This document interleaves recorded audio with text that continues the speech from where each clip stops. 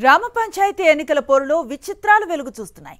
ఓటర్లను ఆకర్షించేందుకు సర్పంచ్ అభ్యర్థులు చిత్రమైన పనులు చేస్తున్నారు. సిద్దిపేట జిల్లా నంగనూరు మండలం రాజగోపాలపేట గ్రామ పంచాయతీ బీసీ మహిళ కేటాయింపబడింది. సర్పంచ్ అభ్యర్థిగా చేర్యాల వాణి పోటీ చేస్తున్నారు. ఈ నేపథ్యంలో వాణి ఓ బాండ్ పేపర్ రిలీజ్ చేశారు. గ్రామ అభివృద్ధికి పాటుపడతానని, తాను కానీ తన కుటుంబ సభ్యులు కానీ అవినీతి అక్రమాలకు పాల్పడితే తన ఆస్తిని గ్రామ పంచాయతీకి రాసిస్తానని బాండ్ పేపర్ రాసిచ్చారు. గ్రామ ప్రజలు తనకు ఓటు వేయాలని కోరారు. దీంతో ఇన్నాళ్లు సాధారణ ఎన్నికలకే పరిమితమైన బాండ్ పేపర్ల సంస్కృతి ఇప్పుడు పంచాయతీ ఎన్నికలకు కూడా పాకిందని ప్రజలు చర్చించుకుంటున్నారు.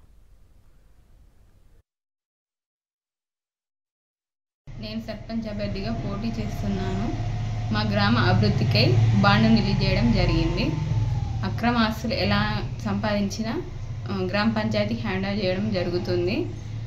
ప్రజల కష్టసుఖాలలో ఎల్లప్పుడూ తోడుగా ఉంటాము.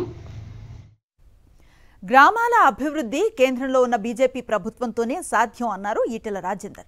గ్రామాల్లో రోడ్లు, డ్రైనేజీలు, కాల్వల నిర్మాణాలన్నీ కేంద్ర ప్రభుత్వ నిధులతో అభివృద్ధి చేస్తున్నారని గుర్తు చేశారు. హన్మకొండ జిల్లా కమలాపూర్లో పంచాయతీ ఎన్నికల ప్రచారంలో పాల్గొన్నారు బీజేపీ ఎంపీ ఈటెల రాజేందర్.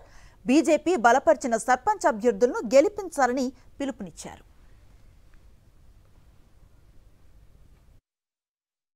తల్లి మనకు జన్మనిస్తే గురువు మనకు విజ్ఞానం ఇస్తారని, గురువు చెప్పింది పాటిస్తే భవిష్యత్తులో గొప్పవాళ్లవుతారని మాజీ మంత్రి హరీష్ రావు తెలిపారు.